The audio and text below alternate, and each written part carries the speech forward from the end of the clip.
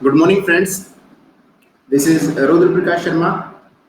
और आज हम जो हमारा पिछला सेशन था उसी को कंटिन्यू करेंगे। कौन कौन से ऐसे इम्पोर्टेंट एरियाज हैं या ऐसी कौन सी एस्पेक्ट्स हैं जिनको हमें कवर करना है आरएएस के इंटरव्यू के लिए। और पूर्व में हम इसके ऊपर डिटेल में चर्चा कर चुके हैं, तो कुछ पिछले वाले हिस्से को हम रिवाइज करेंगे। इसके अलावा आज हम प्रैक्टिकल जो प्रश्न पूछे जाते हैं आरएएस के इंटरव्यू में, उसको किस तरीके से रेस्पॉन्ड करना है, किस प्रकार से हमें उनका उत्तर देना है, उनके ऊपर हम डिस्कस करेंगे। सो दोस्तों, जैसा मैं अमूमन अपनी क्लास स्टार्ट करने से पूर्व करता हूँ, सो मैं अपना ब्रीफ इंट्रोडक्शन आपको देना चाहूँगा। जैसा कि आप लोग मुझे जानते भी हैं, साथियों, मेरा नाम रुद्र प्रकाश शर्मा है और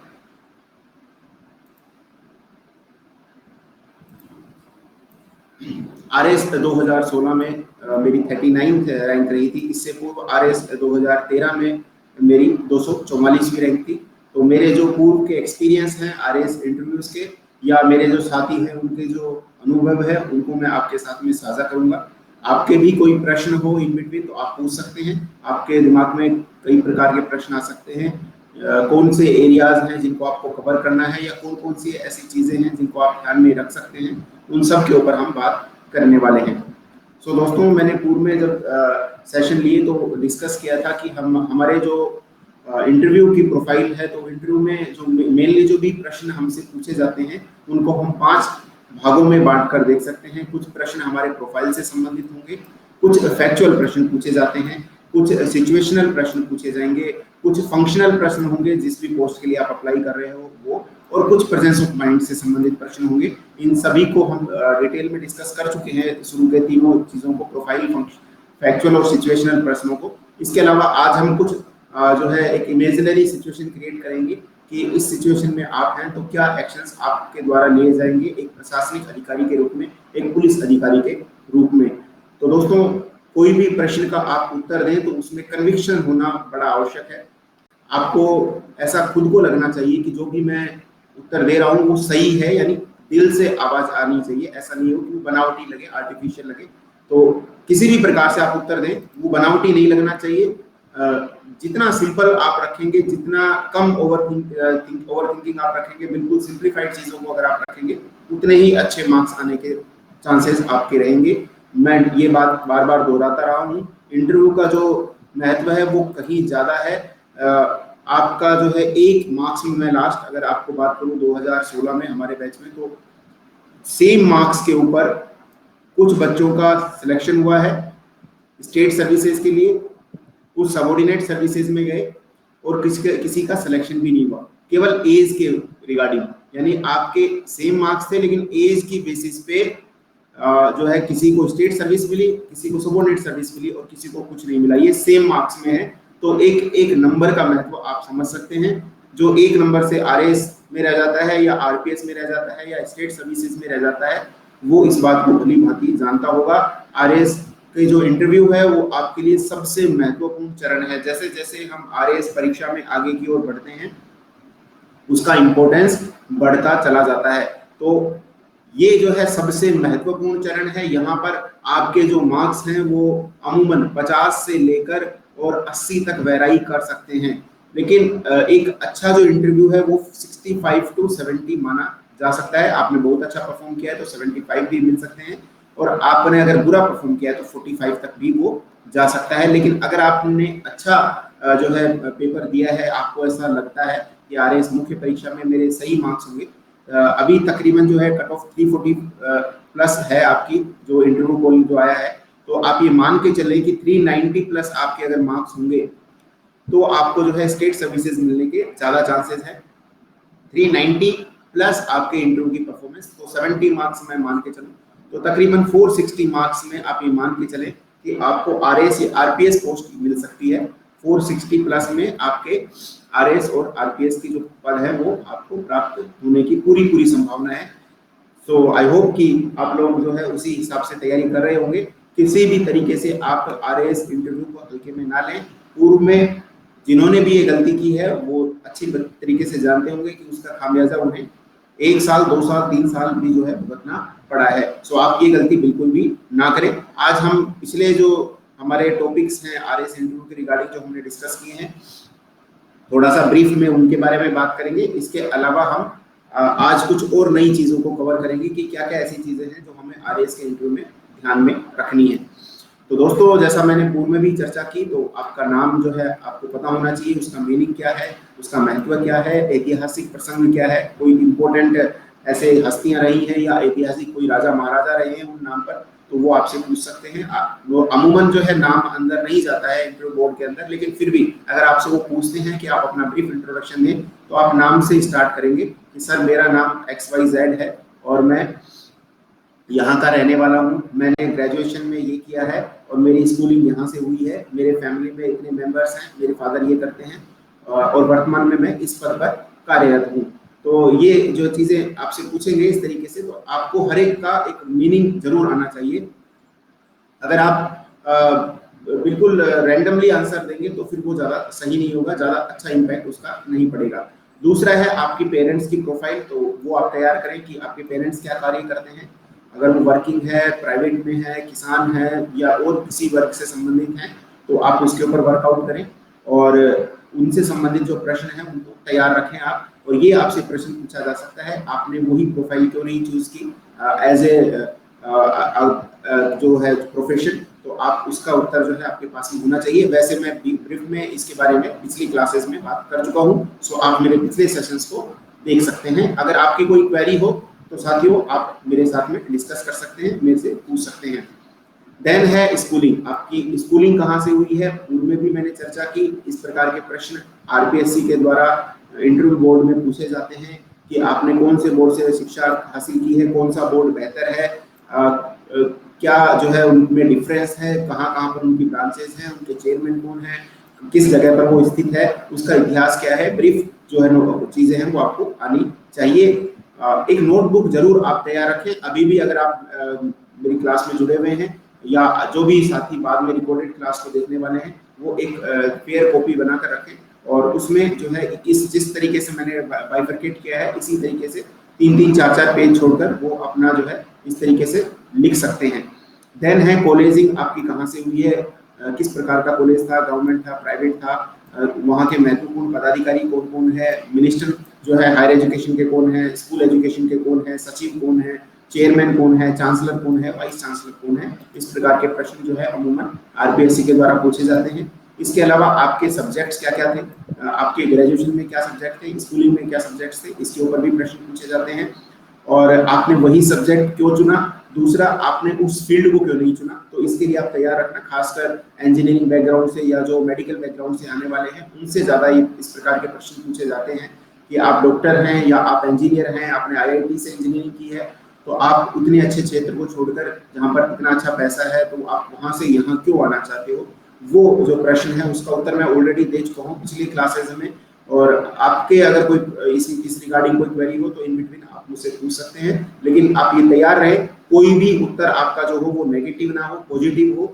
आप उसके बेनिफिट्स बताएं कि साहब मैं जो कार्य कर रहा हूँ उसका प्रशासन में क्या योगदान हो सकता है। और आजकल टेक्निकल जो है जमाना है, तो मैं ज़्यादा हेल्पफुल जो है रहूँगा। जैसे मेडिकल से आप है, MBBS डॉक्टर आप हैं, तो कोविड-19 के बारे में आप ज़्यादा अच्छे से समझ सकते हैं, जनता को अच्छे से समझा सकते हैं, पॉलिसी मेकिंग में सरकार को सुझाव दे सकते हैं और जनता की मदद कर सकते हैं। तो ये सब चीज़ों को आप जोड़कर देखें।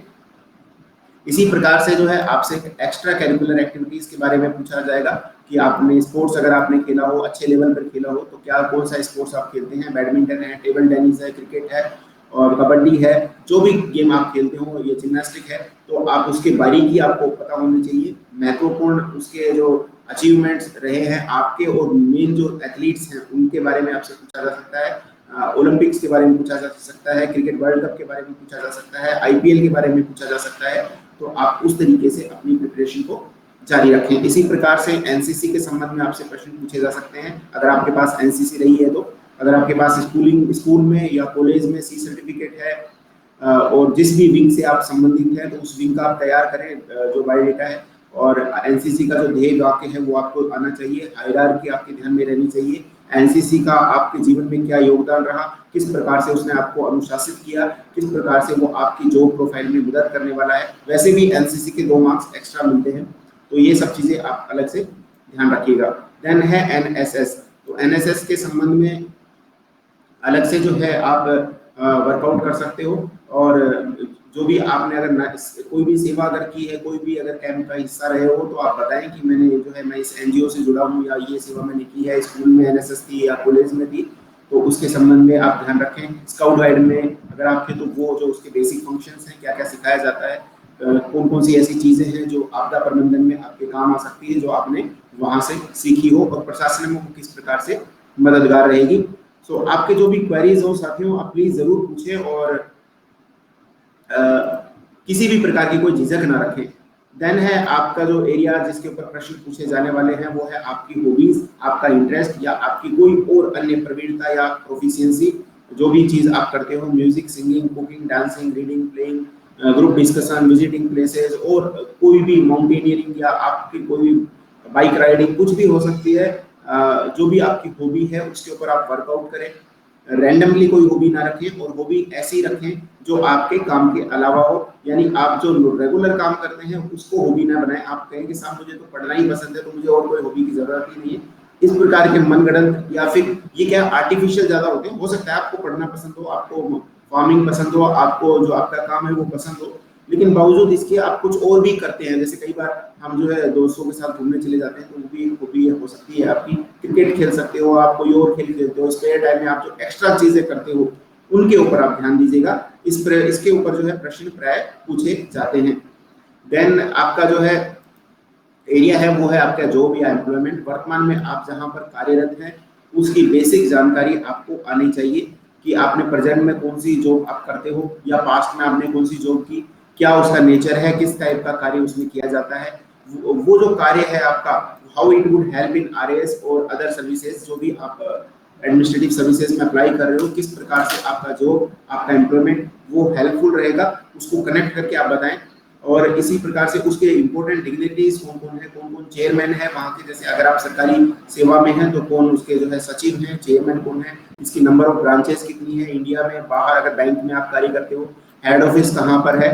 और ये जरूर बताएं आपकी वर्तमान में जो आप कार्य कर रहे हो उसको छोड़कर यहाँ क्यों आना चाहते हो। तो उसका आंसर आप सभी के पास होगा, आई एम श्योर। मान लो अब वो पोस्ट थोड़ी हायर लेवल की है, कई लोग क्या है इंजीनियरिंग, इंडियन इंजीनियरिंग सर्विसेज छोड़ के भी आते हैं, कई लोग एमएनसी छोड़ के आते हैं, कई लोग जो है मल्टीनेशनल कंपनीज को छोड़कर आते हैं। तो उनके केस में, या पब्लिक कंपनीज को छोड़ के आते हैं जहाँ पर अच्छा खासा पैकेज होता है, तो उन केसेस में आपको अपना आंसर तैयार रखना है कि सर मेरे लिए पैसे से कहीं ज्यादा महत्व रखता है समाज में प्रतिष्ठा, और दूसरी चीज है मैं अपने राज्य में ही रहकर अपने राज्य की सेवा करना चाहता हूँ, अपनी फैमिली के साथ में रहना चाहता हूँ, और ये जो अपॉर्चुनिटी है वो मुझे प्रशासनिक जो है जॉब के थ्रू ही मिल सकती है, जहाँ पर जो कार्य करने का जो क्षेत्र है वो व्यापक है। एक गवर्नमेंट मशीन भी आपको मिलती है, एक अधिप्राधिकार आपको दिया जाता है, जो सेटिस्फेक्शन लेवल आपको यहाँ आता है वो कहीं पैसों से नहीं खरीदा जा सकता। तो आपका उत्तर इसके इर्द गिर्द घूम सकता है। इसके अलावा भी आपका अपना खुद का कोई आंसर हो सकता है, लेकिन उसके ऊपर प्रिपेयर जरूर करें कि आप जो वर्तमान जॉब है उसको क्यों छोड़ना चाहते हो और इस जॉब में क्यों आना चाहते हो। इसके अलावा जो प्रश्न आपसे पूछे जाएंगे वो आपकी प्लेस, विलेज, डिस्ट्रिक्ट से पूछे जाएंगे, जहाँ का आपका डोमिसाइल है, जहाँ के आप रहने वाले हो।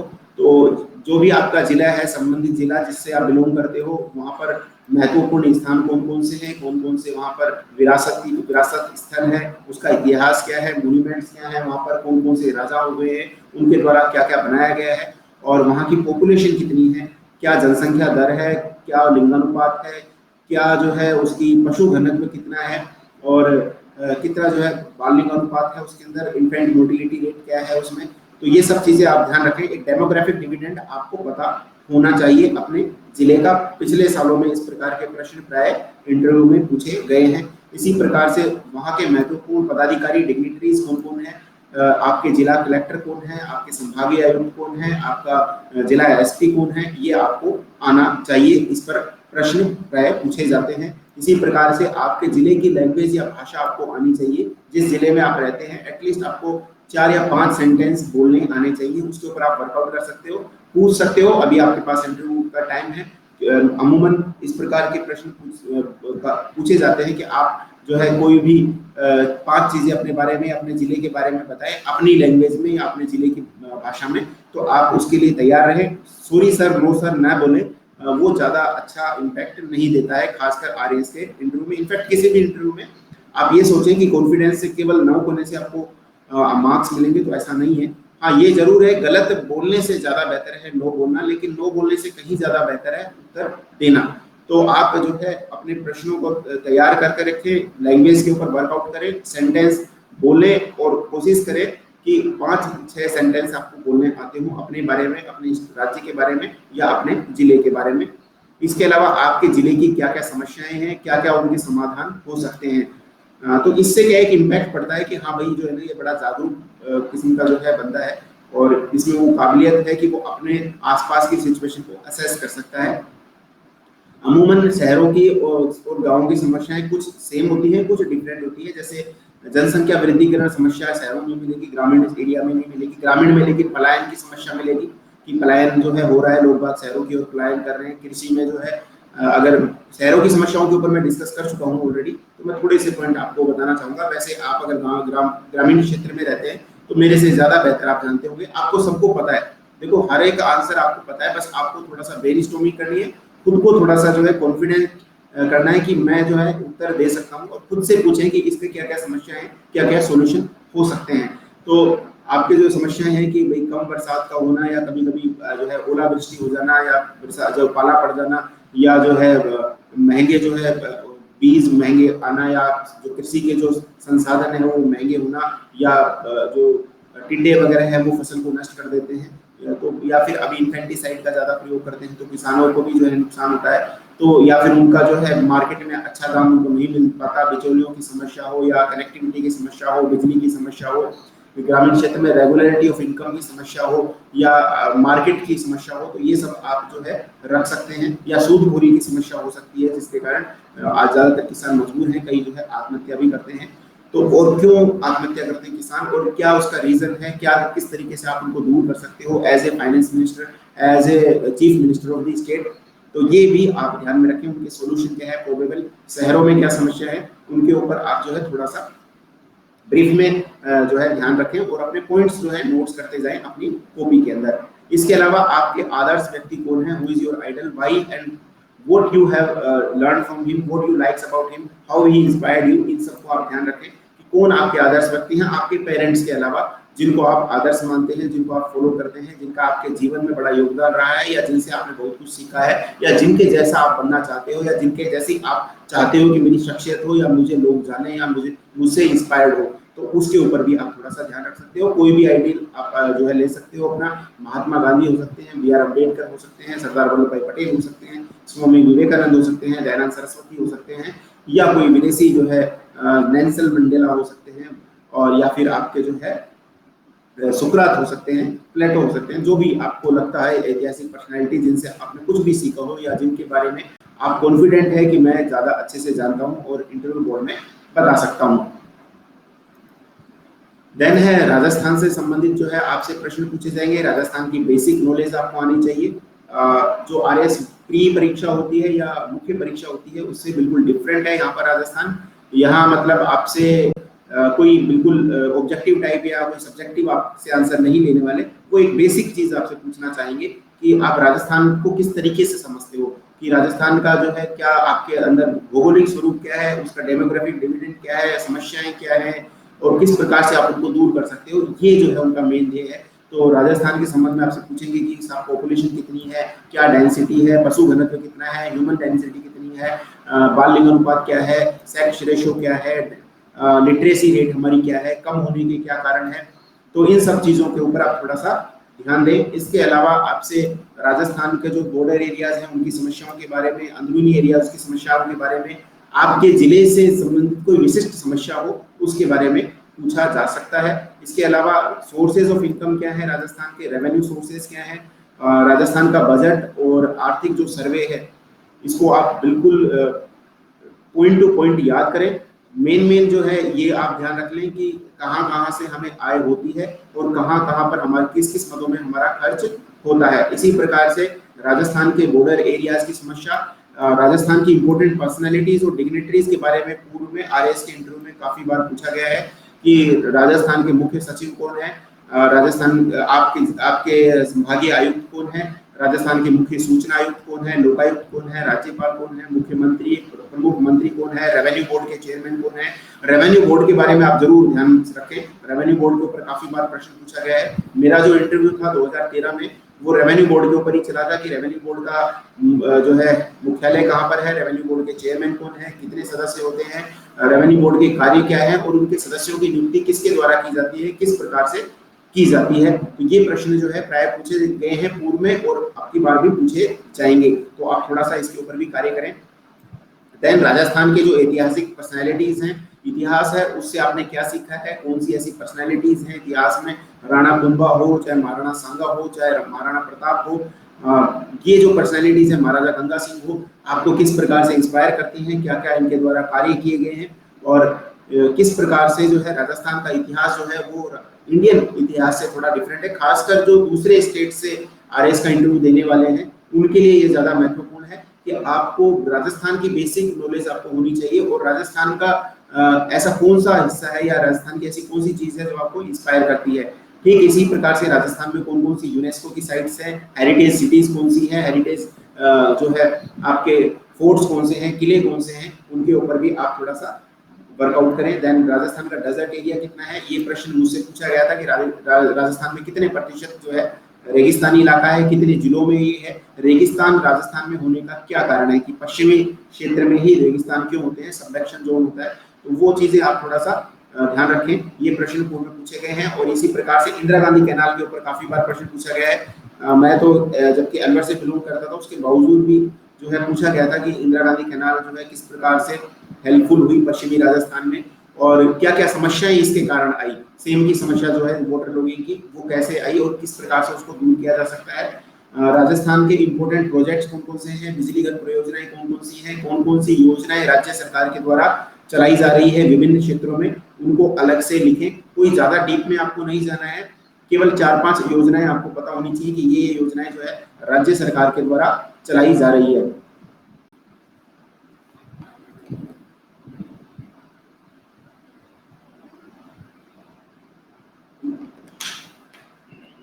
इसके अलावा जो है आपसे ये पूछा जा सकता है कि राजस्थान में आय के स्रोत क्या हैं, आप किस क्षेत्र को ऐसा देखते हैं कि वहां से जो है आय के स्रोतों को हम उनकी जो है वृद्धि कर सकते हैं, ज्यादा इनकम हम वहां से अर्न कर सकते हैं। सनराइज इंडस्ट्रीज कौन कौन सी है, सनराइज इंडस्ट्रीज के ऊपर वैसे आरएस मेंस में भी प्रश्न पूछा गया था। उभरते हुए उद्योग, राजस्थान में ऐसा कौन सा उद्योग है जिनको हम बढ़ावा दे सकते हैं, जहां से हम आय प्राप्त कर सकते हैं, राजस्थान की मुख्य समस्याएं क्या हैं और उनके सोल्यूशन क्या है। जैसे राजस्थान में अगर आप देखें तो हमारे यहाँ हम जो है बीमारू स्टेट्स की श्रेणी में शामिल हैं, तो गरीबी जो है यहाँ पर दर ज्यादा है। इसके अलावा हमारे यहाँ जो है बाल लिंगानुपात बड़ा कम है, जो सेक्स रेशियो बहुत कम है, लिटरेसी रेट काफी कम है, हमारे यहाँ काफी जो है बैकवर्डनेस है, उस लेवल पर हमारे यहाँ इंडस्ट्रियलाइजेशन नहीं है, अनएम्प्लॉयमेंट की दर भी ज्यादा है, आय के स्रोत भी जो है काफी कम है, फिस्कल डेफिसिट हमारा काफी ज्यादा है। तो उनको हम कम करने के लिए क्या क्या कर सकते हैं उपाय, तो उनमें कुछ मैं जो है आपके साथ में शेयर करूंगा। जैसे आप जो है सोलर एनर्जी के ऊपर फोकस कर सकते हो, क्योंकि हमारे यहाँ ज्यादातर समय जो है सूर्य की रोशनी पर्याप्त मात्रा में उपलब्ध रहती है। विंड एनर्जी हमारे यहाँ काफी हो सकती है, लू चलती है तो पश्चिमी राजस्थान में विशेषकर जो है विंड एनर्जी पर काम किया जा सकता है। इसके अलावा हम थर्मल पावर जो है जनरेट कर सकते हैं, बिजली जो है उत्पादित कर सकते हैं, पानी से बिजली उत्पादित कर सकते हैं। हमारे यहाँ तेल के स्रोत काफी हैं, बाड़मेर और जैसलमेर के क्षेत्र में जो रिजर्व है तेल का वो काफी ज्यादा है। अभी तो बाड़मेर सबसे ज्यादा रेवेन्यू जनरेट करने वाला जिला है राजस्थान का, just because of the refinery. और इसके अलावा जो है आपके मिनरल्स जो है, कई मिनरल्स ऐसे हैं जो केवल राजस्थान में होते हैं, विशेषकर दक्षिणी राजस्थान में, और जो हमारी अरावली रेंज है उसके आसपास काफी वो जो है ऑप्शंस हैं हमारे पास में कि हम मिनरल्स का अच्छे से दोहन कर सकते हैं। इसके अतिरिक्त टूरिज्म का जो है हमारे यहाँ अपॉर्चुनिटीज बहुत ज्यादा है।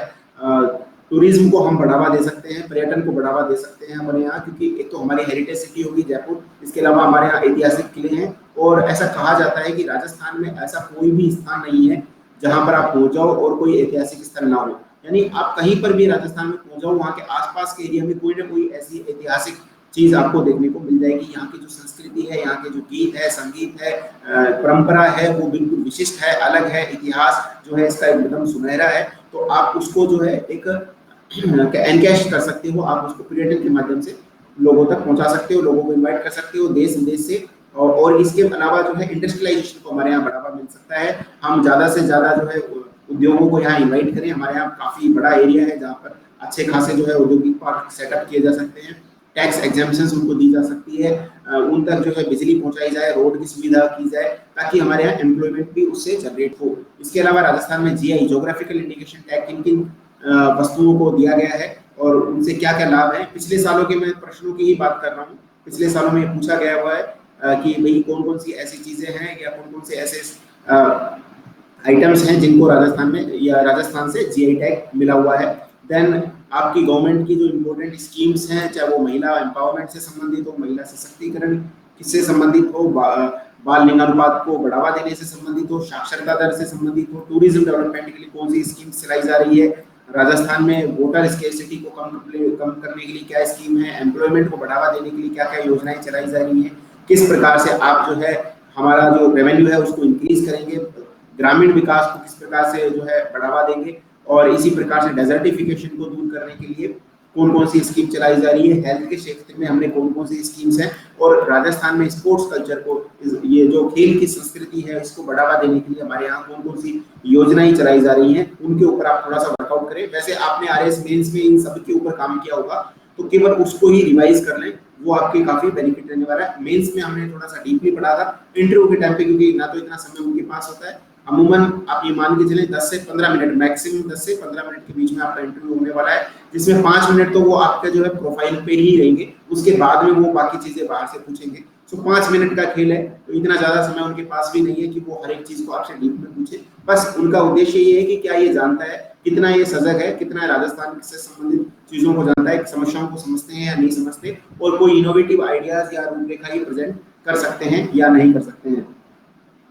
देन है आपकी करंट इश्यूज से संबंधित, आपके जो वर्तमान में जो भी इश्यूज हैं उनसे संबंधित जो टॉपिक्स हैं उनको आप किस तरीके से कवर करते हो इंटरव्यू में, वो भी बड़ा इंपॉर्टेंट है। और खासकर इंटरव्यू ज्यादा जो नेक्स्ट जो 5 मिनट है आपके मान के चले, उनमें से एक ना एक तो ऐसा टॉपिक होगा जो करंट से संबंधित होगा। तो करंट टॉपिक के ऊपर काफी बार जो है पूछा जाता है। जैसे अभी वर्तमान में करंट टॉपिक देखें तो अर्थव्यवस्था का जो है, चाहे वो स्लोप होना हो या डिप्रेशन की स्थिति हो या कोविड-19 की स्थिति हो, हमारे बॉर्डर इश्यूज हो, चाइना के साथ, पाकिस्तान के साथ में या नेपाल के साथ में कुछ इश्यूज हैं। 370 धारा 370 हटाए 1 साल हो चुका है, तो उसके क्या लाभ है, क्या टेररिज्म में कमी हुई है, नहीं हुई है, क्या उसके रीजन है। इसके अलावा साइबर क्राइम की जो बढ़ती हुई मात्रा है वो उसको आप किस तरीके से कम कर सकते हो, कौन कौन से ऐसे उपाय हैं जो आप सुझा सकते हो। महिलाओं के विरुद्ध होने वाले अपराधों में आजकल आप देखेंगे वृद्धि हो रही है, छोटी छोटे बच्चों के साथ भी जो है अपराध होते हैं, घिनौने अपराध जो है सामने आ रहे हैं। तो किस प्रकार से आप एक पुलिस अधिकारी के रूप में या प्रशासनिक अधिकारी के रूप में एफर्ट डालोगे, या क्या योजनाएं आप लेके आओगे, क्या जो है बिल आप लेके आओगे, ताकि जो है कड़ी से कड़ी सजा दिलाई जा सके, न्याय दिलाया जा सके और महिलाओं की सुरक्षा को सुनिश्चित किया जा सके। इसके ऊपर आप थोड़ा सा वर्कआउट करें। इसके अलावा वर्तमान में ऐसे कौन से इंपॉर्टेंट अवार्ड्स हैं जो भारतीय पर्सनैलिटीज को या राजस्थान की पर्सनैलिटीज को दिए गए हैं। ह्यूमन डेवलपमेंट इंडेक्स में राजस्थान कहाँ स्टैंड करता है, क्या उसका लोड, जैसे कि 31 जो है राजस्थान की पोजीशन आई है, तो हम इतना लो क्यों है, क्या क्या चीजें हैं जो हम कर सकते हैं, क्या कारण है जो हम इतने नीचे लेवल पर आए हैं। करंट इवेंट्स कौन कौन से हैं जो हो रहे हैं, स्पोर्ट्स से संबंधित इवेंट्स आपसे पूछे जा सकते हैं। आईपीएल चल रहा है तो आईपीएल की बेसिक्स आपसे पूछ सकते हैं कि कौन कौन सी टीमें हैं, कितनी टीमें हैं, क्या कौन कौन इनके कप्तान हैं, या कौन कौन से नियम हैं, मार्केटिंग हो या डीआरएस सिस्टम हो, इनके ऊपर प्रश्न आपसे पूछे जा सकते हैं। देन कल भी हमने ये डिस्कस किया था, और सबसे इम्पोर्टेंट चीज है, इवन जो आरएस का इंटरव्यू नहीं भी दे रहा तो उसको भी ये प्रश्न दिमाग में आता भी होगा कि क्यों हम आरएस बनना चाहते हैं, या आप आरएस क्यों बनना चाहते हैं, ये प्रश्न आपसे पूछा जाएगा। Why do you want to become an RS officer. तो सबसे बड़ा जो इसमें एम है वो है कि मेरा जो है ये ध्येय था, मेरा जो है ड्रीम है, एक तरीके से मेरे लाइफ का ये गोल है, एक लक्ष्य है जिसको मैं प्राप्त करना चाहता हूँ खुद के लिए, अपने परिवार के लिए। इसके माध्यम से मैं अपने परिवार को एक गौरवान्वित महसूस करवाना चाहता हूँ, अपने समाज को गौरवान्वित महसूस करना चाहता हूँ। मैंने देखा है आरएस अधिकारियों को जो सोशल रिकॉग्निशन, जो सम्मान दिया जाता है, जो प्रेस्टीज है, जो उनका हैसियत है सोसाइटी समाज के अंदर, वो और किसी सेवा में शायद नहीं मिलती। तो प्रशासन में जो आपको एक रिकॉग्निशन मिलती है, आपके परिवार को जो एक प्राउड फीलिंग मिलती है, वो कहीं और नहीं मिलेगी। विशेषकर जो निम्न और मध्यम वर्ग के विद्यार्थी हैं, जो छात्र हैं, वो अपने पेरेंट्स को एक प्राउड फीलिंग करवाना चाहते हैं, वो शायद इसके माध्यम से करवा सकते हो। आपका सिलेक्शन आईआईटी में भी होता होगा, मेडिकल फील्ड में भी होता होगा, तब भी आप जो है महसूस करते हो कि किस प्रकार से आपका नाम आता है और आप प्रशासनिक अधिकारी आप बनते हो, तो उससे भी ज्यादा कहीं ना कहीं आपको रिकॉग्निशन इसमें मिलती है। इसके अलावा सोशल वर्क जो है आप करना चाहते हैं, समाज सेवा आप करना चाहते हो, ये भी एक कारण है कि साहब मैं समाज से जुड़ा रहना चाहता हूँ। मैं चाहता हूँ कि मैं अपने समाज को कुछ दे पाऊँ, जिस समाज के साथ में मैं जुड़ा हुआ हूँ उसको कंट्रीब्यूट करना मेरा एक उद्देश्य है, एक मेरा जो है सपना है। और वो कहेंगे फिर आपसे कि साहब सामाजिक वर्क या सोशल वर्क तो आप कहीं से भी कर सकते हो, और ये बात सही है, सोशल वर्क कहीं से भी किया जा सकता है, लेकिन जो मशीनरी, जो बैकअप या जो संसाधन या जो अथॉरिटी, जो प्राधिकार आपको सरकारी सेवा में मिलता है, सरकार की मशीनरी के साथ में मिलता है, वो आपको किस कहीं और से नहीं मिल सकता है। ये केवल कुछ सेवाएं ऐसी होती है जो केवल सरकारी पहुंचा सकती है, चाहे वो आपदा प्रबंधन का काम हो, चाहे वो दंगा नियंत्रण का काम हो, चाहे वो मेडिकल इमरजेंसी हो, चाहे वो प्राकृतिक इमरजेंसी हो, चाहे वो बेरोजगारी को दूर करने वाला मामला हो, गवर्नमेंट स्कीम्स को इम्प्लीमेंट करने वाला मामला हो। इवन जो बाकी के लोग जो सोशल वर्क करते हो, आप उनको भी जो है गाइड करते हैं कि वो किस तरीके से उसको यूटिलाइज करें, सीएसआर में कहाँ पैसा लगाना है, आप गाइड कर सकते हो।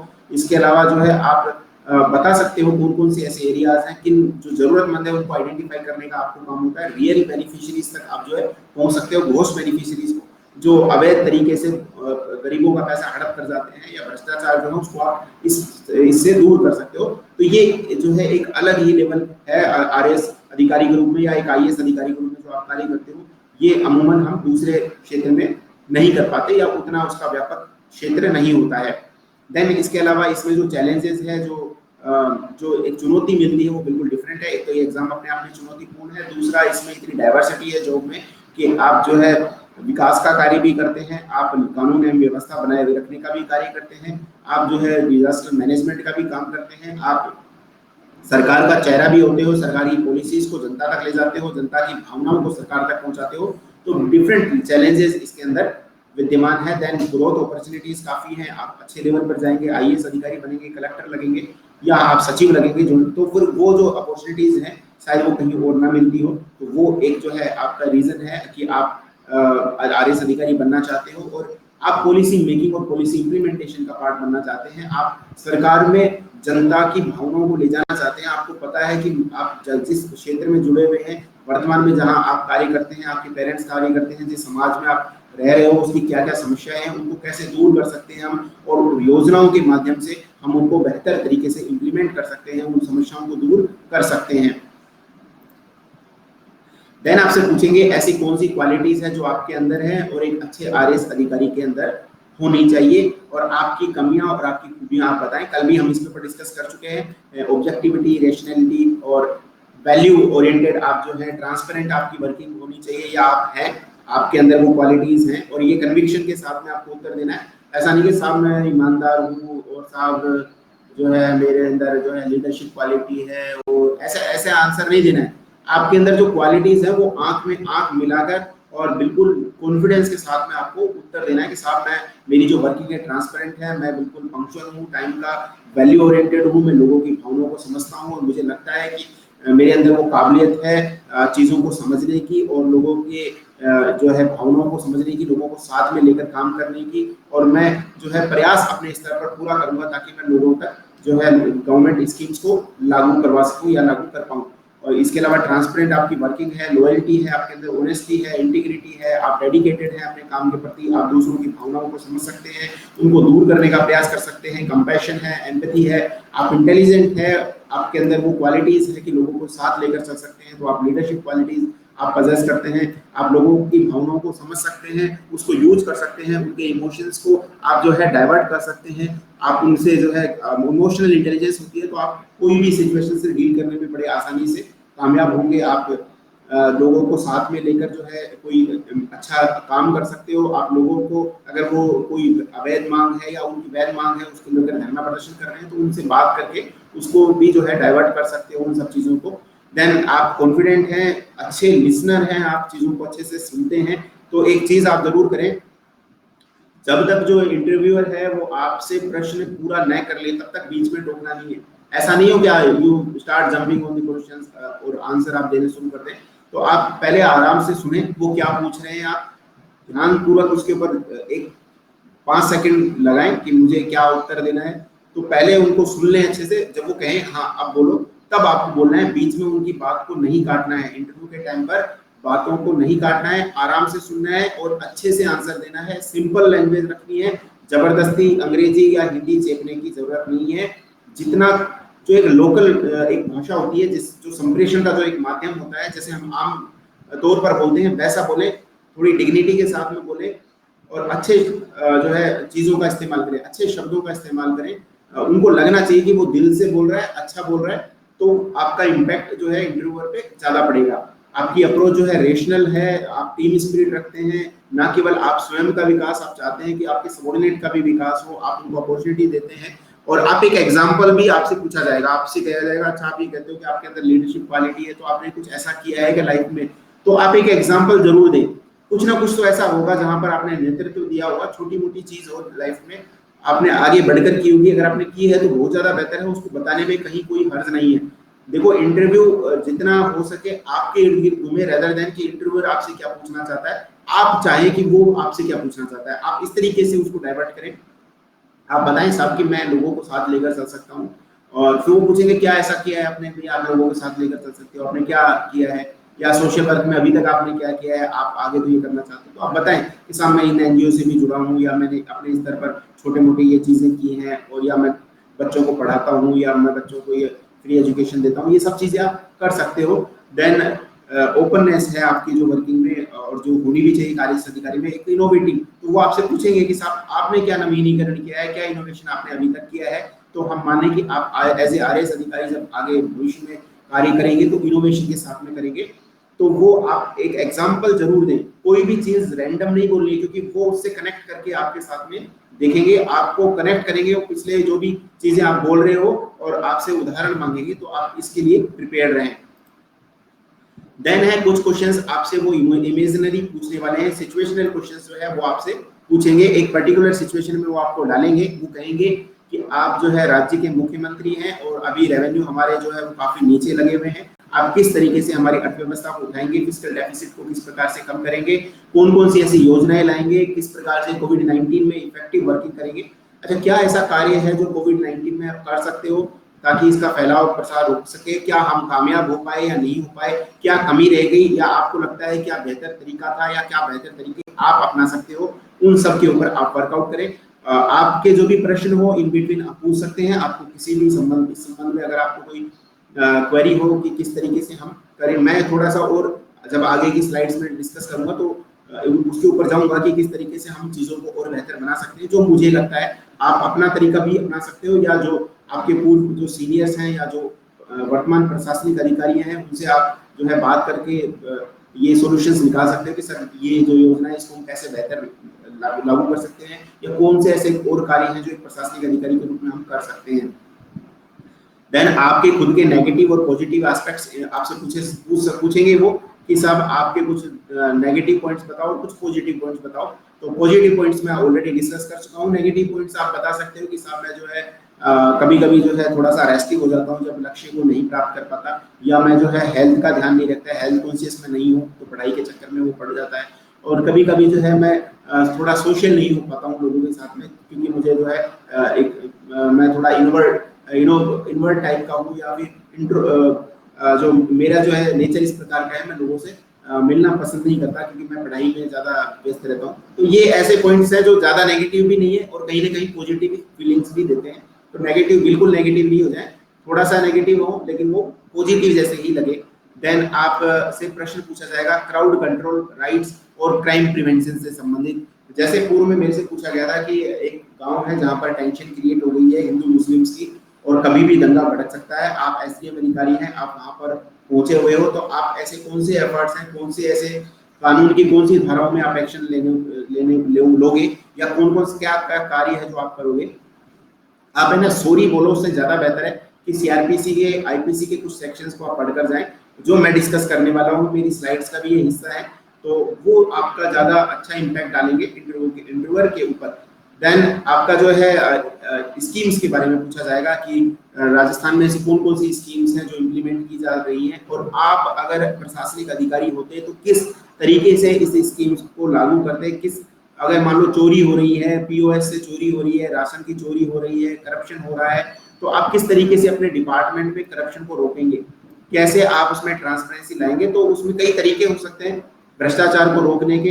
तो आप जो है सिटीजन चार्टर को लागू करवाएंगे, आप जो है बोर्ड पर अच्छे से लिखेंगे कि कोई भी कर्मचारी अगर मेरे विभाग का अगर चोरी करता हुआ है या कोई पैसे अनावश्यक मांगता है तो आप डायरेक्ट मुझसे संपर्क करें। कोई बीच में बैरियर नहीं रखें, जनता के साथ सीधा जुड़ाव रखें, और जितना हो सके गुड मॉर्निंग रामलाल, तो जितना हो सके आप जो है अपनी जो अपना जो प्रशासन है उनको जनता तक ले जाएं। आजकल जो है आपके द्वारा जो है प्रशासन पहुंच रहा है, तो ये एक बहुत अच्छा तरीका है करप्शन को दूर करने का। लाल फीताशाही को दूर करेंगे, हम टाइम लिमिट डिसाइड करेंगे, हम जो है एक सीसीटीवी कैमरास लगा सकते हैं, लोगों से गुप्त सुझाव मांग सकते हैं अगर वो खुलकर सामने नहीं आ रहे, और जो लोग पहले से करप्ट हैं उनके ऊपर कार्रवाई कर सकते हैं, या एक उनका जो है मोरल अपलिफ्टिंग के लिए उनकी जो है रेगुलर मोरलिटी के ऊपर क्लास लगा सकते हैं, उनका ट्रेनिंग को जो है इंश्योर कर सकते हैं। तो ये सब उपाय जो है आप अपना सकते हो एक प्रशासनिक अधिकारी के रूप में, एक ऑफिशियल हेड के रूप में, ताकि आपके जो ऑफिस में करप्शन या जो है भ्रष्टाचार न हो। और ये प्रश्न जो है आपसे इंटरव्यू में पूछे जाएंगे। आई होप कि you would be able to answer it properly. Then है कि एक प्रशासनिक अधिकारी के क्या क्या कार्य होते हैं, ये आपसे पूछा जाएगा। हायरार्की क्या है, ठीक है। तो हायरार्की आपको ध्यान में होनी चाहिए कि जैसे आपका मेनली जो है, अगर मैं एक प्रशासनिक अधिकारी की बात करूं तो सबसे पहले जो बेसिक जो जर्नलिस्ट में आता है वो है पटवारी, और उधर दूसरी तरफ जो एक स्पेशलिस्ट होता है वो होता है आपका वीडियो, जिसको हम पहले ग्राम सचिव कहते थे, विलेज डेवलपमेंट ऑफिसर, ठीक है। तो ये तो आपका स्पेशलिस्ट हो गया, और ये पटवारी हो गया जर्नलिस्ट। पटवारी के जो कार्य हैं वही कलेक्टर के भी कार्य हैं, ठीक है। तो जैसे आपका लैंड रिकॉर्ड मेंटेन करना, बाउंड्री डिस्प्यूट्स को दूर करना, रेवेन्यू कलेक्शन करना, बकाया राशि वसूल करना लोगों से, तो ये मेन फंक्शन जो है वो क्या है, आरएस अधिकारी के रेवेन्यू के संबंध में फंक्शन है। रेवेन्यू जो विलेजेस है उनका निर्धारण किया जाता है, और उनका हर साल जो है उनका हर 20 साल में असेसमेंट होता है। जो भी रेवेन्यू के जो आपके जो विलेज हैं या गांव हैं उनका असेसमेंट होता है कि उनकी डेमोग्राफी के आधार पर, जमीन की उपजाऊपन के आधार पर, बरसात के आधार पर, मार्केट की अवेलेबिलिटी के आधार पर, या सोर्सेज ऑफ इनकम के आधार पर कि कितना रेवेन्यू उसका बनना चाहिए। रेवेन्यू सर्किल्स निर्धारित किए जाते हैं। तो आपकी जो हायरार्की होती है आरएस के अंदर, पहला होता है आपका पटवारी। आपसे पूछा जाएगा इंटरव्यू में, आरएस के इंटरव्यू में हायरार्की क्या होती है। तो आपका जो जर्नलिस्ट है, जर्नलिस्ट और स्पेशलिस्ट, आई होप आप उसका अंदर जानते होंगे। जर्नलिस्ट जो होता है वो होता है प्रशासनिक अधिकारी, स्पेशलिस्ट जो होता है वो बेसिकली अपने फील्ड से संबंधित होता है। जैसे आरएएस जो है वो जर्नलिस्ट है, आरपीएस वो स्पेशलिस्ट है। आरपीएस यानी कि पुलिस में ही वो काम करेंगे, पुलिस की फंक्शनिंग ही करते हैं, लेकिन आरएएस जो अधिकारी होता है वो केवल प्रशासन का ही काम नहीं करते, वो लॉ एंड ऑर्डर का भी काम करते हैं। जैसे मैंने यहाँ लिखा हुआ है law and order, revenue collection के अलावा लॉ एंड ऑर्डर का भी काम करते हैं। जब लॉ एंड ऑर्डर का काम करते हैं आरएएस अधिकारी तो हम उसको बोलते हैं एसडीएम, सब डिविजनल मजिस्ट्रेट, ठीक है। और यहाँ पर जो है एसडीओ कहा जाता है या एसीईएम भी बोला जाता है, assistant collector and executive magistrate, ठीक है। एसीईएम या एसडीओ, तो ये जब एसडीओ या एसीईएम का कार्य करता है तो मेनली विकास कार्य कर रहे होते हैं, रेवेन्यू कलेक्शन का काम कर रहे होते हैं। जब लॉ एंड ऑर्डर से संबंधित मैं इस तरीके से बता दूं, जैसे धारा 144 लागू करना हो किसी क्षेत्र में, ठीक है। धारा 144 जो है वो इमीडिएट न्यूसेंस से संबंधित है, मतलब एकदम तत्काल आपको इमरजेंसी है कि भाई किसी क्षेत्र में आवागमन को रोकना है, किसी विशिष्ट व्यक्ति को किसी विशिष्ट क्षेत्र में जाने से रोकना है, या कोई विशिष्ट क्षेत्र के अंदर ही आपको गतिविधि रोकनी, मेनली गतिविधि रोकने के लिए या ट्रांजिशन रोकने के लिए ये लगाई जाती है कि उसमें कोई मूवमेंट नहीं हो। तो 5 या 5 से अधिक व्यक्ति एक साथ उसमें ना जाए, ताकि किसी, जैसे अभी वर्तमान में जो कोविड-19 है, तो जिन एरियाज में जो सस्पेक्ट्स पाए जाते हैं या कोई कोविड पॉजिटिव पाया जाता है तो वहाँ धारा 144 लगा देते हैं। तो उसका रीजन यही है, एक तो लॉ एंड ऑर्डर की सिचुएशन क्रिएट ना हो, दूसरा वो उसका प्रसारण ना हो, जो बीमारी है उसका प्रसारण ना हो। तो इसके अलावा जो जेल होती है, जिले की जो जेल होती है उनका दौरा भी करता है, एसडीएम जो है दौरा करता है। इसके अलावा जो जैसे मान लो कोई व्यक्ति है जो लड़ाई झगड़े कर रहे हैं, तो धारा 107 से मैं भी थोड़ा सा उसको डिटेल में डिस्कस करने वाला हूँ। 107, 108, 109, 110 ये सीआरपीसी की है। तो या 151 है तो उसमें पाबंद किया जाता है, उनको बॉन्ड पे पाबंद किया जाता है। किनको जो लोग न्यूसेंस करते हैं, जो लोग दंगा करते हैं या जो लोग शांति भंग कर सकते हैं, किसी इलाके की लड़ाई कर रहे हैं आपस में, तो उनको 6 महीने, साल भर या 3 साल के लिए पाबंद किया जाता है कि आप इस एरिया में नहीं करेंगे, और उनसे बॉन्ड भरवाया जाता है। अगर वो उस दौरान वापस से वही घटना दोबारा करते हैं, जो आपस में लड़ने का काम करते हैं, तो जो बचा हुआ समय होता है, मान लो 6 महीने के लिए उनको पाबंद किया है कि आप लड़ेंगे नहीं, तो वो 3 महीने बाद लड़ लेते हैं, तो 3 महीने की उनको जेल हो जाएगी। तो एज ए एसडीएम भी जो है इनका कार्य है, जो आरएस अधिकारी, इसके अलावा विकास कार्य वो करता है। योजनाएं जो होती है सरकार की, उनको डायरेक्ट इम्प्लीमेंटेशन का जो कार्य है, रोड विकास करना हो, कोई टेंडर इनवाइट करने हो, या अस्पतालों का दौरा करना हो, अस्पताल में जाकर चीजों का जायजा करना हो, किस प्रकार से योजनाएं लगी हैं, जनता से सुनवाई करना, राशन का वितरण करवाना, या जनता से उनसे सुझाव मांगना, या स्कीम्स को डायरेक्ट इम्प्लीमेंट करना। इसके अलावा डिजास्टर मैनेजमेंट का काम करते हैं। और प्रशासनिक अधिकारी का सबसे महत्वपूर्ण काम है, कोई भी प्राकृतिक आपदा आ जाए, या मेडिकल इमरजेंसी हो, या किसी अन्य प्रकार की कोई भी दंगा हो, बलवा हो, कोई भी ऐसी सिचुएशन क्रिएट हो गई है, तो उसमें बेसिकली जो डिजास्टर मैनेजमेंट है, वो जो कार्य है वो प्रशासनिक अधिकारी का है। इसके अलावा जर्नलिस्ट और स्पेशलिस्ट का आपको डिफरेंस पूछेंगे, तो मैं फिलहाल उसी पे बात कर रहा था, साथ में मैं फंक्शंस बताए जा रहा हूँ। तो पटवारी होता है, पटवारी के ऊपर जो है मेनली हमारे गिरदावर होते हैं। इनको गिरदावर जो होते हैं ना, गिरदावरी आपने देखी होगी, इनको हम सर्किल इंस्पेक्टर्स भी बोलते हैं, ठीक है। तो इंस्पेक्टर्स भी हो सकते हैं। तो जैसे पटवारी एक गांव का होता है, तो गिरदावर के अंडर में कुछ हिस्सा जो है पटवारी के ऊपर जो है वो एक सर्किल आप मान सकते हो, जो एक सर्किल बनाया जाता है, उसके ऊपर गिरदावर होता है, जो कि पटवारी को नियंत्रण करता है और उसी काम की जो है सुपरविजन करता है। उसके अलावा जो भी कार्य ऊपर से तहसीलदार, नायब तहसीलदार द्वारा दिए जाते हैं, उनको परफॉर्म करता है। इसके बाद में गिरदावर के ऊपर आपका होता है नायब तहसीलदार,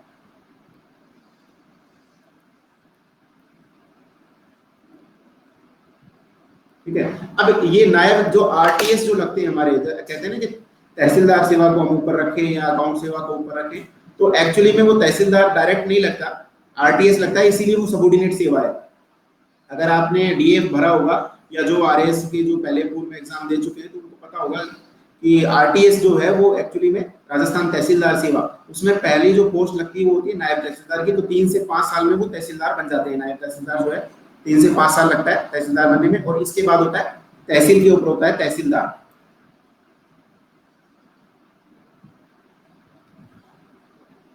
ठीक है। ये आपकी हो गई हायरार्की तहसील लेवल तक। तहसीलदार के ऊपर होता है आपका एसडीओ, जिसको हम एसडीओ या एसडीएम भी कहते हैं, ठीक है। तो आप देखेंगे कि कार्यपालक मजिस्ट्रेट, तहसीलदार भी कार्यपालक मजिस्ट्रेट होता है तहसील स्तर पर, तो इसलिए उसके पास ज्यादा पावर है, ऑब्वियसली बात है। इसीलिए लोग बात जो है कई बार अकाउंट सेवा से ऊपर उसको रखते हैं। तहसीलदार के ऊपर आपका हो गया एसडीओ या एसडीएम। देन इसके बाद होता है आपका एडीएम, सहायक कलेक्टर होता है, और असिस्टेंट डिस्ट्रिक्ट मजिस्ट्रेट। और ये बेसिकली कलेक्टर को सहायता करने या उनको जो असिस्ट करने का ये मेन काम करता है। और एसडीएम के ऊपर जो है बेसिक नियंत्रण होता है। जिले के अंदर ज्यादातर जो कार्य होते हैं वो एसडीएम के एडीएम के द्वारा ही किए जाते हैं। ये एक तरीके से बिल्कुल कलेक्टर के रूप में कार्य करता है, कलेक्टर के बिहाफ पे। एडीएम के ऊपर होता है हमारा डीएम, डिस्ट्रिक्ट मजिस्ट्रेट या डिस्ट्रिक्ट कलेक्टर, डीसी भी आप कह सकते हो उसको। जब वो लॉ एंड ऑर्डर का काम करते हैं तो डीएम बोलते हैं, वैसे आपका डिस्ट्रिक्ट कलेक्टर होते हैं।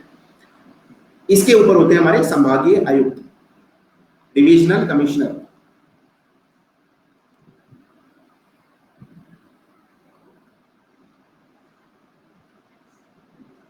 तो ये जो है हमारी कुछ हायरार्की है मोटा मोटी। आप डिवीजन लेवल तक आपसे पूछ सकते हैं कितने संभाग हैं हमारे यहाँ राजस्थान में, 7 संभाग हैं। और पुलिस में भी ऑलमोस्ट सेम 7 जो रेंजेस है। तो पुलिस की हायरार्की पे भी मैं एक दिन डिस्कस करूंगा, अगर आपको जानना है उसके बारे में तो मैं जरूर बताऊंगा। लेकिन फिलहाल मैं, क्योंकि आरएस मेनली जो पूछा जाता है वो आरएस से संबंधित ही पूछा जाता है। आप में से किसी की अगर फर्स्ट चॉइस आरपीएस है तो वो भी आपसे पूछा जाएगा। इसके अलावा जर्नलिस्ट और स्पेशलिस्ट का अंतर पूछा जाएगा, खासकर जो वर्किंग में है, जो लोग वर्तमान में कार्यरत है, उनसे ये प्रश्न ज्यादा पूछा जाता है कि आप ये बताएं कि जर्नलिस्ट के क्या क्या कार्य हैं, स्पेशलिस्ट के क्या क्या कार्य हैं। तो मैं फिर बता दूं आपको कि जो स्पेशलिस्ट है वो सिर्फ एक ही फील्ड में काम करता है। जैसे मैं पहले इनकम टैक्स में इंस्पेक्टर था, तो मेरे से पूछा गया था कि आप वो छोड़कर यहाँ क्यों आना चाहते हो, तो मैंने यही उत्तर दिया था कि साहब वो जर्नलिस्ट स्पेशलिस्ट पोस्ट है, वहाँ केवल रेवेन्यू कलेक्शन का काम होता है।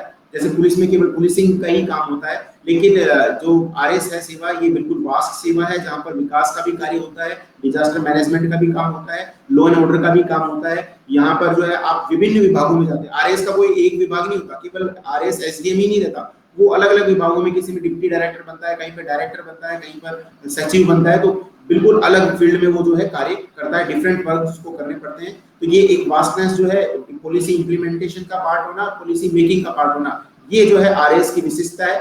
वो स्पेशलिस्ट जॉब में आपको नहीं मिलती। स्पेशलिस्ट जॉब में लोग अपने ही विभाग में रहते हैं, अपने ही विभाग में काम करते हैं, ये सबऑर्डिनेट तरीके का काम है। और ये एक जो है आपका सुपरवाइजर का काम होता है, जो जर्नलिस्ट काम करता है। तो जर्नलिस्ट जो है आपको सुझाव देता है और सबऑर्डिनेट उसको इंप्लीमेंट करने का काम करता है। स्पेशलिस्ट जो है और ज्यादातर, क्योंकि आजकल क्या है, स्पेशलिस्ट जमाना आ गया, तो इसलिए ना जो कमिश्नरेट प्रणाली को हमने लागू किया है। तो जो आरपीएस जो चॉइस रखने वाले हैं, तो वो ध्यान रखें कि कमिश्नरेट प्रणाली से जनरल पुलिसिंग कैसे डिफरेंट है। तो कमिश्नरेट प्रणाली में जो एसडीएम के जो फंक्शंस हैं या डीएम के जो फंक्शंस हैं लॉ एंड ऑर्डर के संबंध में, वो जो है पुलिस को मिल जाते हैं। तो ये जो कार्रवाई है जो मैं अभी आगे डिस्कस करने वाला हूँ, वो एक जो है एसीपी, जैसे अगर आप आरपीएस की बात करें तो यहाँ जो है एसीपी बोला जाता है, assistant commissioner of police, Jaipur जिले के अंदर, जोधपुर जिले के अंदर। और वैसे आमतौर पर उनको बोलते हैं deputy superintendent of police, deputy SP. Then आपसे जो प्रश्न पूछा जाएगा आरएस में, वो है कि आप एज ए आरएस अधिकारी क्या क्या ऐसे कार्य करेंगे, कौन कौन सी ऐसी चीजें हैं जिनके थ्रू आप रेवेन्यू को इंक्रीज कर सकते हो। कुछ फंक्शंस मैंने लिखे हैं, आप लेकिन इनमें जोड़ सकते हो, आप अपनी कॉपी बनाकर रखें। जो भी आपको ऐसा लगता है कि ये तरीके से मैं इंक्रीज कर सकता हूँ, तो आप डेफिनेटली उनको उत्तर में तब्दील करें और अच्छे से बताएं। ये जितनी भी चीजें मैंने आपसे डिस्कस की है, ये क्या बताते हैं उससे कहीं ज्यादा महत्वपूर्ण है। इंटरव्यू में किस तरीके से बताते हैं, किस तरीके से हम अपने आप को प्रेजेंट करते हैं। तो हम कैसे टैक्सेस को इंक्रीज करेंगे, चाहे लैंड रेवेन्यू के संबंध में हो, चाहे उसमें चोरी को रोकना हो, टैक्स चोरी को रोकना हो, अच्छे से मॉनिटरिंग सिस्टम को लागू करना हो, जो टैक्स नहीं देते उनके ऊपर फाइन या पेनल्टीज लगाना हो, विभागीय करप्शन को रोकना हो, या जो पुलिस या पब्लिक या जो प्रशासनिक जो स्तर पे काम करने वाले लोग हैं उनकी मिली भगत से जो चोरी होती है उसको रोकना हो, या गवर्नमेंट ऑर्डर्स या स्कीम्स के कंप्लायंस करवाना हो, या कोई इनोवेटिव जो चीज आपको लगता है कि आप लागू कर सकते हैं, सिटीजन चार्टर हो या अन्य कोई योजना हो जिसके थ्रू गवर्नमेंट रेवेन्यूज को आप बढ़ा सकते हैं, वो आप इसमें बोल सकते हैं और अपनी कॉपी बनाकर रखें। वो ज्यादा बेहतर है, आपको मदद करेगा इंटरव्यू के टाइम पर कि मैं ये चीजें जो है ऑलरेडी, क्योंकि ना एक तो ऐसा लगता है कि मैं वहां जाकर कुछ भी बोलूंगा, तो ऐसा होता नहीं है। जो प्रिपेयर्ड आप करके जाते हो, प्रिपरेशन वैसा ही आप बोलते हो। तो एक चीज का और ध्यान रखें, जितना ज्यादा मॉक इंटरव्यूज हो सके उतने ज्यादा मॉक इंटरव्यूज दें, ताकि आपको ऐसा लगे जब रियल इंटरव्यू आप दे जाए कि आप कोई बहुत अजीब सी जगह पर नहीं आए हुए हो, या आपके दिल में जो है धक धक ना हो, बटरफ्लाई आपके दिमाग में या दिल में ना घूमे, बिल्कुल एकदम कूल काम होकर जाए। कहना बड़ा आसान है, करना बड़ा मुश्किल है। तो वो कहा जाता है ना कि सूर समर करनी करही कहीं न जनाबी आपको, विद्यमान रंग पाई रिपु कायर कथई प्रतापु। तो जो कहना है ना वो तो बहुत आसान है। कई लोग कहते हैं साहब मैं तो ये कर दूंगा वो कर दूंगा, लेकिन रियलिटी ये है कि जब करने का समय होता है तो वो नहीं कर पाते हैं, और जिनको करना होता है ना वो कर लेते हैं। तो आपकी अपीयरेंस के संबंध में मैं बात कर लूं, जब आरएस का इंटरव्यू आप देने जाएं तो आप कैसे दिखते हैं वो तो आपकी नेचुरल है। कोई अच्छा, कोई गोरा हो सकता है, लंबा हो सकता है, सांवला हो सकता है, छोटा हो सकता है, दैट्स डिपेंड्स ऑन दी कि आप कैसे पैदा हुए, वो आपके हाथ में बिल्कुल नहीं है। लेकिन कुछ चीजें जो हमारे हाथ में, और मार्क्स उसी के मिलते हैं। आप सुंदर दिखते हो, इसके मार्क्स उस पर नहीं मिलते कि आपका नेचुरल प्रेजेंस कैसा है। ये आप पर डिपेंड करता है कि आप किस तरीके से वहां अपनी पर्सनैलिटी को रखते हो। एपीजे अब्दुल कलाम के आगे किसी भी पर्सनैलिटी को अगर हम कंपेयर करें तो बहुत वीक नजर आती है, चाहे वो कितना भी कैसे भी दिखते हो।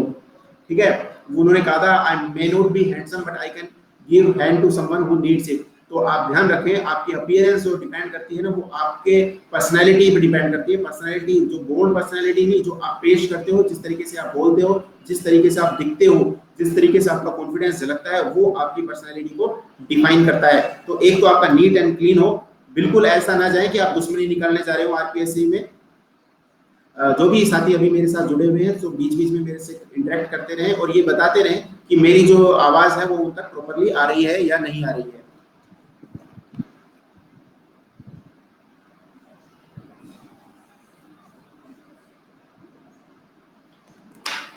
खैर, जो भी साथी बाद में जो इंटरव्यू देखने वाले हैं, तो ये मैं उनसे भी जो है मुखातिब हो रहा हूँ।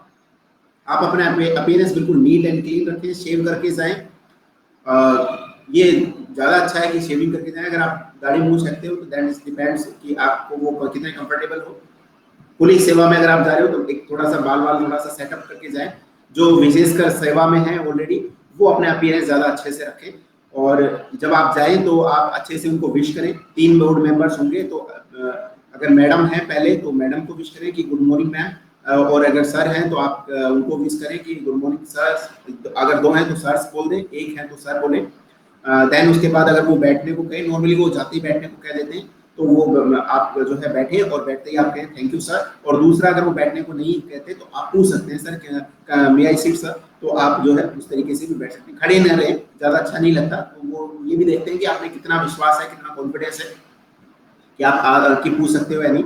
आपकी जो ड्रेसिंग सेंस है वो बिल्कुल अच्छा होना चाहिए, एकदम जो है सोबर टाइप में होना चाहिए। तड़क भड़क वाले कपड़े नहीं पहन के जाएं आप इंटरव्यू के अंदर। बिल्कुल जो प्रॉपर एक तरीका होता है उसको जो है आप ध्यान में रखें। आप जो है नीट एंड क्लीन जो है अपनी प्रेजेंस को रखें। आप की जो ड्रेस है वो आपकी शर्ट पैंट आप पहन सकते हो। शर्ट जो है नॉर्मली लाइट होनी चाहिए, पैंट डार्क हो सकती है। तो white normally combination white shirt या जो आपकी ब्लू शर्ट है वो ज़्यादातर लोग पहनते हैं, वाइट या ब्लू। ब्लैक नहीं पहन के जाएं। और पैंट जो है नीली हो सकती है, ब्लैक हो सकती है, डार्क पैंट जो भी ग्रे पैंट हो सकती है। टाई अगर आप पहनते हो और आप कंफर्टेबल हो तो पहने, अदरवाइज कोई ज़रूरी नहीं है बिल्कुल। और ऐसा वो जो क्योंकि अभी जैसे गर्मी है, अगर सर्दियों में इंटरव्यू होता है तो आप कोट पहन सकते हो, आपको अच्छा लगता है तो। बाकी नहीं पहनते तो कोई इशू नहीं है, आप स्वेटर भी पहन के जा सकते हो। स्वेटर अगर आप पहन के जाते हो, जैसे अगर दिसंबर जनवरी में इंटरव्यू है तो स्वेटर जो है आपके बिल्कुल फॉर्मल टाइप में होना चाहिए, ज़्यादा कड़क भड़क नहीं हो, चमकीला ना हो, सोबर कपड़े होने चाहिए, ज़्यादा चमकीले ना हो। पार्टी वियर तो बिल्कुल पहन के ना जाए। जो भी उत्तर आप दें उसको पोलाइटली दें, पहले उसको अच्छे से सुने, उत्तर को जो भी प्रश्न है तो उसको अच्छे से सुने और फिर उसके बाद रिएक्ट करें। बिल्कुल जंप ना करें हर एक चीज में, मतलब उतावलापन ना दर्शाएं। आपके पास बिल्कुल पर्याप्त समय होगा, उनको अच्छे से सुने। देखो कई बार क्या होता है कि वो एज्ड होते हैं और आप सुनते हो तो उनको भी अच्छा लगता है कि यार कोई चलो सुन रहा है मुझे, तो पोलाइटली उत्तर दें और अच्छे से सुनकर फिर उत्तर उनको रेस्पॉन्ड करें। और है ना, जब रेस्पॉन्ड करें तो ऐसे शब्दों का इस्तेमाल करें सर, ऐसा ना कहें सर जैसा होता है या यू नो सर दैट और फलाना ढिमकाना, वो ये इन शब्दों को अवॉइड करें। बिल्कुल डायरेक्ट और स्पेसिफिक आंसर आप रखें, छोटे आंसर रखें, घुमा फिरा के उत्तर न दें। कोशिश करें कि जो चीज वो पूछ रहे हैं उसी में हम सीमित रहें, और यदि आप कुछ नया जोड़ना चाहते हैं तो उसके ऊपर आपको विश्वास होना चाहिए। ऐसा ना हो कि आपने जबरदस्ती जो है चीज को ऐड कर दिया। उसने पूछा तो था आपको जो है कि दिल्ली के बारे में, आप पहुंच गए जापान और फिर उसके बाद आप चीन के बारे में उत्तर दे रहे हो। ऐसा ना करें, जो उस प्रश्न पूछा गया है उसके विदिन उसके अंदर रहे और आंसर जो है वो सही दे, गलत जानकारी बिल्कुल ना दे। आप उनको ऐसा ना समझे कि उनको कुछ नहीं आता है। दे आर वेरी एक्सपीरियंस्ड और वो एक ही मिनट में समझ जाएंगे कि आप क्या उत्तर दे रहे हो, सही उत्तर है गलत उत्तर है। तो आप कोई भी ऐसी चीज ना करें जिससे आपका जो है गलत इम्पैक्ट जाए। और अगर आपको नहीं आता है तो सिंपली से सॉरी सर मुझे अभी नहीं आता है। रॉन्ग इन्फॉर्मेशन से कॉन्फिडेंस से दिया गया नो ज्यादा बेहतर है, लेकिन कॉन्फिडेंस से दिए गए नो से कॉन्फिडेंस से दिए गए सही आंसर की कंपैरिजन नहीं की जा सकती। इसलिए ज्यादा से ज्यादा चीजों को कवर करें। जैसा मैंने पूर्व में जो अभी अपनी स्लाइड से उसमें डिस्कस किया कि इन चीजों को आप कवर करके जाएं। इस प्रकार के प्रश्न जो है अमूमन पूछे जाते हैं, तो आप थोड़ा सा उसके ऊपर भी वर्कआउट करें। देन जो है आपका जो अपीयरेंस है उसमें आप एकदम कॉन्फिडेंस आपका झलकना चाहिए। आप कॉन्फिडेंट रहें, आप ये ना सोचें कि मैं कैसा दिख रहा हूँ, क्या मैं बोल रहा हूँ, क्या वो मुझे सिलेक्ट करेंगे। ओवर थिंकिंग ना करें, बिल्कुल चीजों को सिंपल रखें, बिल्कुल सिंपल काम कंपोज ऐसे लगे जैसे बिल्कुल उनको ऐसा लगना चाहिए कि मैं जो है ना एक बिल्कुल एक शांत समुद्र के सामने आ रहा हूँ, जो एकदम आराम से जो है शांति से लहरें उसमें चल रही हूँ। बिल्कुल कोई उतावलापन नहीं होना चाहिए। इंटरव्यूअर को ऐसा नहीं लगे कि यार ये बिल्कुल रेस्टिव है और इसमें पेशेंस नहीं है, तो वो चीज जो है ना गलत लगती है। कन्विंस करें अपने आप को, जो भी आप कह रहे हैं आप है ना, कोई भी उत्तर देना तो ऐसा नहीं लगना चाहिए अगले को कि यार ये तो बनावटी उत्तर दे रहा है साहब। मेरे तो बचपन से सपना ही यही था, सच बताऊं मैं आपको तो ये। और ज्यादा ओवर कॉन्फिडेंस भी नहीं हो, खुद की ज्यादा प्रशंसा नहीं करें। आप ये नहीं कहे साहब मैंने तो ये तीर मार दिए, वो तीर मार दिए, मैं तो मेरे जैसा तो कोई है ही नहीं, आप मुझे लो और मेरे को अगर आपने आरएस बना दिया उसके बाद तो आप देखो कि क्या बात है। तो आप जो है इस तरीके के उत्तर भी ना दें, अपने आप को ज्यादा प्रेज ना करें, ज्यादा ओवर बूस्टिंग ना करें, अपने आप को अलग प्रेजेंट करने की कोशिश ना करें। हाँ, जैसे आपने उत्तर दिया कि साहब मुझे सोशल वर्क पसंद है, या मैं इनोवेटिव हूँ, या लीडरशिप क्वालिटीज मेरे अंदर है, और तब वो आपसे पूछे कि क्या लीडरशिप क्वालिटीज आपके अंदर है, अभी तक आपने ऐसा क्या क्या इनोवेशन किया है, या क्या ऐसा काम है जो आप एज ए लीडर करते हो, तो वो तब जब आपसे वो पूछे तो आपको बताना है कि सर मैंने जो है ये काम किया है, या मैं मुझे एक जरूरत थी, कभी किसी काम को जो है हमारे गांव में ये काम हो गया था तो मैंने आगे बढ़कर जो है हिस्सा लिया, या मैं सोशल वर्क करता हूँ तो मैं ब्लड डोनेशन में जो है कैंप चलाता हूँ, या मैं इस एनजीओ का हिस्सा हूँ। ये सब चीजें आप तब बताएं जब वो आपसे पूछें। अपनी तरफ से जंप नहीं करें, जबरदस्ती जो है अपने आप को आगे दर्शाने का प्रयास नहीं करें। आप अपने आप को 2 कदम आगे ले जाओगे तो वो आपको 5 कदम पीछे कर देंगे। तो कॉन्फिडेंट रहें, हर जो उत्तर आपको लग रहा हो ना, आपको खुद को पसंद आना चाहिए, तब वो दूसरे को पसंद आएगा। आप खुद ही अगर मान लो आपको लग रहा है कि यार ये तो मैं ऐसे ही बोल रहा हूँ, केवल बोलने से भी काम नहीं चलेगा, किस तरीके से बोल रहे हो ना वो ज्यादा महत्वपूर्ण है। आपका एक बिल्कुल कॉन्फिडेंस में दिया गया नो, आपकी कहानी, लंबी कहानी जो आपने हेजिटेशन के साथ में, नर्वसनेस के साथ में दी है, तो वो उससे कहीं ज्यादा बेहतर है।